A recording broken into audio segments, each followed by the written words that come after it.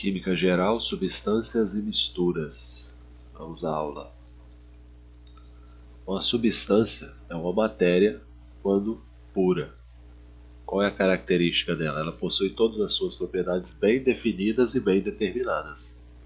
Não existem duas ou mais substâncias com todas as propriedades iguais. Na aula inicial, falávamos da matéria e das suas características, quando falava de propriedades específicas, chamei a atenção a isso. A propriedade específica ela pertence a um material apenas. Ou seja, a densidade de 1 grama por ml pertence à substância água. Outras substâncias vão ter densidades diferentes.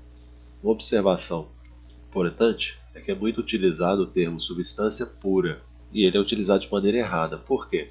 Porque chamar algo de substância já indica que é pura. Ou seja, uma substância impura, seria o contrário, é aquela que tem a impureza e ela é chamada de mistura. Então não tem substância pura e substância impura. Toda substância é pura. Então quando você fala substância pura, é o mesmo erro que comete quando você fala subir para cima, sair para fora. O pessoal de português chama isso aí de pleonasmo, figura de linguagem. Porém, substância pura está aí enraizado aí na fala, né, de muita gente. Então, quando falar substância, já está indicando que a matéria está pura. Então, a mistura, nós vamos ter, no mínimo, 2 tipos de substância juntos, né? 2 materiais diferentes. Então, as suas propriedades não são todas bem definidas. Como assim? Olha a ilustração que eu coloquei aqui. Então, imagina que eu fiz uma vitamina de morango. Tem gente que gosta da vitamina mais doce, tem gente que gosta menos doce, tem gente que gosta com açúcar, tem gente que gosta sem açúcar. Então, simplesmente fazer uma vitamina de morango não vai ter o mesmo gosto, né, a mesma textura, as mesmas propriedades cada vez que você fizer. Por quê? Quando você faz a vitamina, você imagina que você vai colocar leite, morango e açúcar. Pode ser que alguém na sua casa não goste daquela quantidade de açúcar que você colocou. Então, vamos supor que seu irmão acha que você colocou pouco açúcar. Ele vai lá e coloca mais açúcar. Ele continua tendo uma vitamina de morango, porém está mais doce do que a sua. Então você tem a sua vitamina, ele tem a dele. São vitaminas de morango, são misturas e diferentes. Quantidade de açúcar diferente. Então isso que acontece com a maioria das misturas. A composição altera as propriedades. Existem 2 tipos especiais de mistura que parcialmente, ou seja, em algum aspecto, ele vai se comportar como uma substância. A primeira é chamada mistura eutética. É um tipo de mistura que durante a mudança de estado físico do sólido para o líquido, a fusão, ele vai se comportar como se fosse uma mistura. Por exemplo, uma liga de 40% de metal cádmio e 60% de metal bismuto. Esses 2 misturados nessa proporção, quando são aquecidos ao ponto de fusão, os 2 vão fundir ao mesmo tempo. A mistura azeotrópica é a mistura que se comporta como substância durante a ebulição, ou seja, o ponto de ebulição é constante, não é variável. Os 2 componentes da mistura, ou mais, se a mistura tiver mais componentes, vão ebulir na mesma temperatura.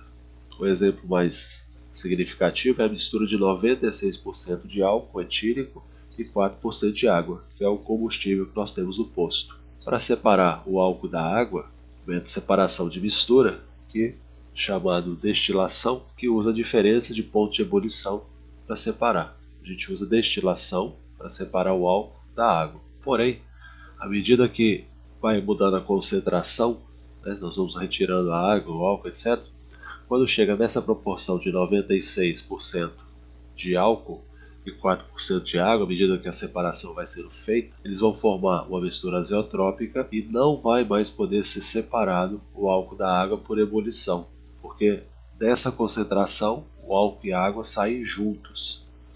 Então, para fabricar o que nós chamamos de álcool anidro, que é o álcool isento de água, nós não podemos usar a diferença de ponto de ebulição.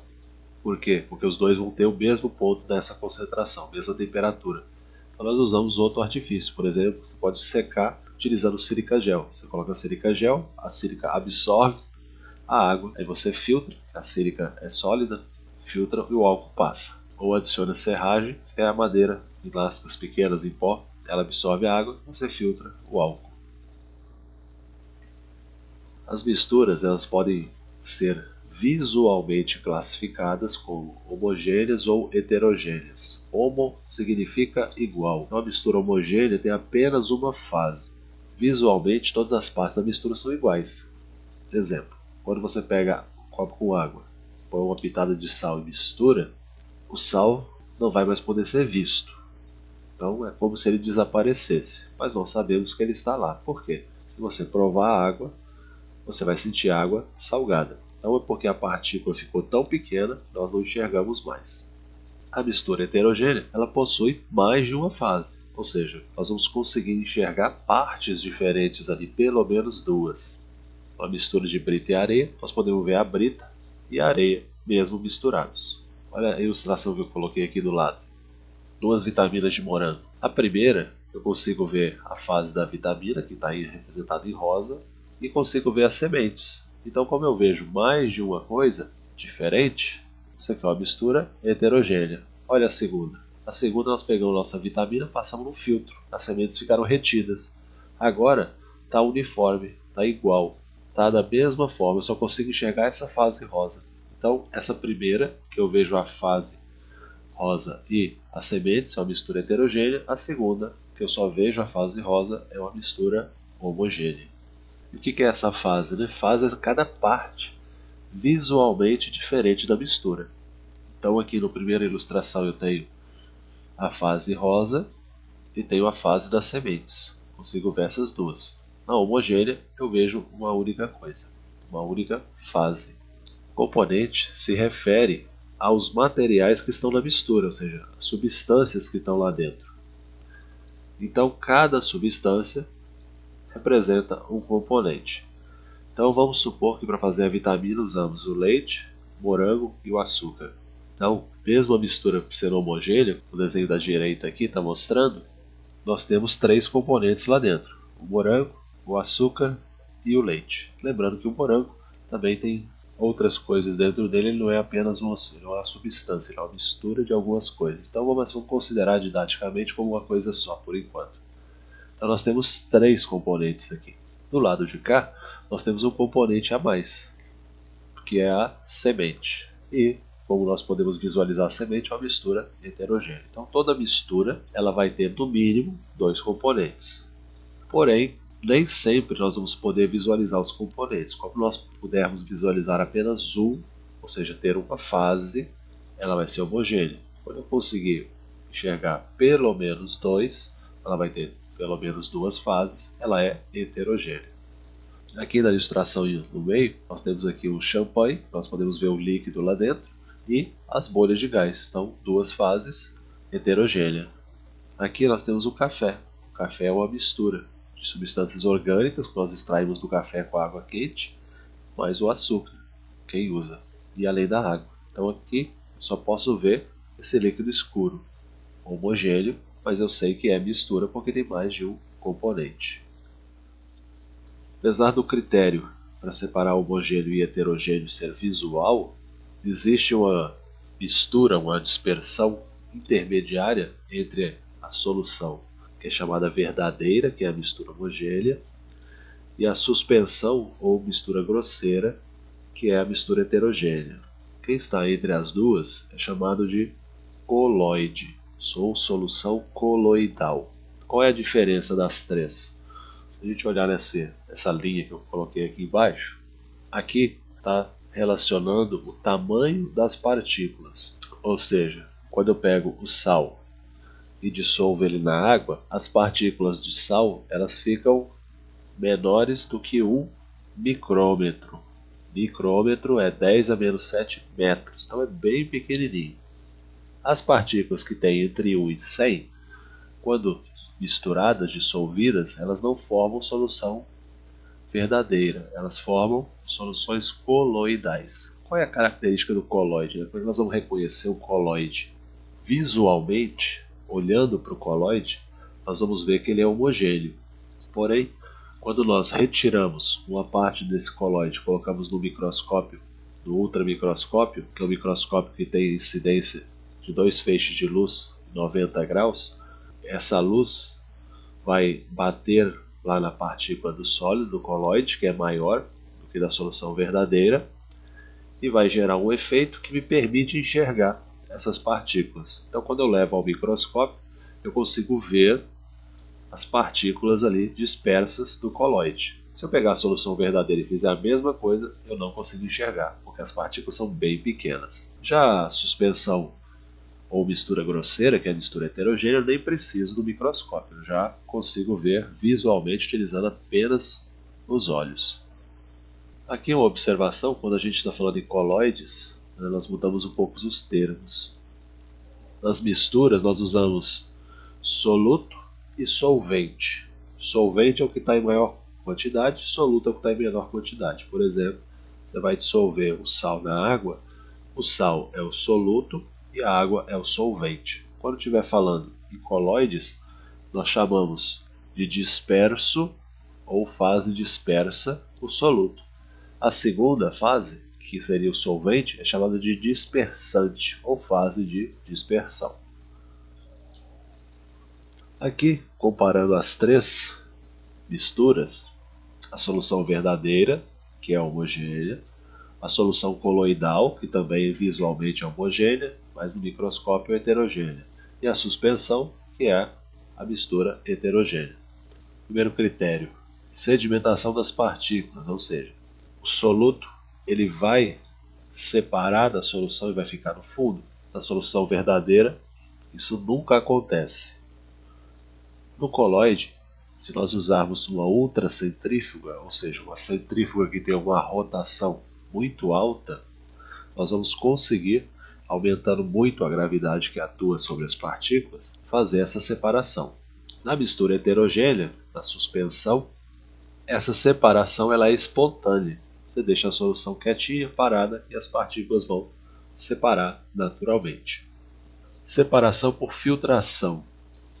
Não é possível filtrar o soluto da solução verdadeira. As partículas ficam tão pequenas que nós não temos filtro capaz de reter essas partículas minúsculas. O colóide, como as partículas são maiores, tem filtros específicos que conseguem separar por filtração. Suspensão, como as partículas são já bem maiores, nós conseguimos facilmente fazer uma filtração. É o que acontece com o café que nós fazemos de manhã. A parte que não é solúvel do pó, ela é bem maior que os poros do filtro que nós usamos para passar o café. Então, a parte sólida fica retida, a parte líquida, que formou uma solução verdadeira, ela passa facilmente pelos poros do filtro. Visibilidade das partículas. Na solução verdadeira, elas são tão pequenas que nós não podemos ver. No colóide, eu já citei, nesse microscópio que tem essa característica de ter dois feixes de luz formando 90 graus o ângulo entre eles, nós conseguimos esse efeito para ver o disperso. E na suspensão, você não precisa do microscópio, você já consegue enxergar as fases diferentes. Aqui eu peguei uma tabela exemplificando os colóides. Nós lidamos com colóides, nem ligamos aí para isso ou nem percebemos que estamos trabalhando com colóide. Então na primeira coluna aqui o nome do colóide, na segunda é a fase dispersa, ou seja, correspondente ao soluto, das soluções verdadeiras. Aqui é a fase de dispersão, que corresponde ao solvente. Por exemplo, a neblina. A neblina, nós temos um líquido disperso no gás. É quando as gotículas de água elas vão condensando por causa do frio e elas estão dispersas no ar. Então forma aquela fumaça esbranquiçada que nós chamamos de neblina. O mesmo acontece com o desodorante spray. Quando você aperta o desodorante, o gás, que é chamado de propelente, que ele empurra o líquido que está lá dentro, vão sair aquelas gotículas bem finas, misturadas com o gás que está empurrando elas. Então, é o mesmo fenômeno da neblina. O aerossol sólido, nós temos um sólido disperso no gás. É o caso da fumaça, da poeira. Então, quando você usa, por exemplo, uma panela para cozinhar no fogão a lenha, vai ver que normalmente a panela fica preta por baixo. Por quê? À medida que a lenha vai sendo queimada, a chama aquece o ambiente, o ar quente, que é menos denso, tende a subir, e ele vai arrastar partículas de carbono, de carvão, e vai grudar no fundo da panela. Então, nós temos aqui outros exemplos. Um que é bem comum, que nós usamos na cozinha para nos alimentar, é a gelatina. A gelatina é um colóide. Então você faz sua gelatina de morango, dissolve bem o pó e ela fica totalmente homogênea. Se você cortar um pedacinho dela e levar no ultramicroscópio, você vai ver as partículas do colágeno, que é a fase dispersa. E aí nós podemos ver que a gelatina, né, tem essas partículas maiores, então como visualmente ela é homogênea e no ultramicroscópio eu vejo que ela é heterogênea, nós chamamos a gelatina de colóide.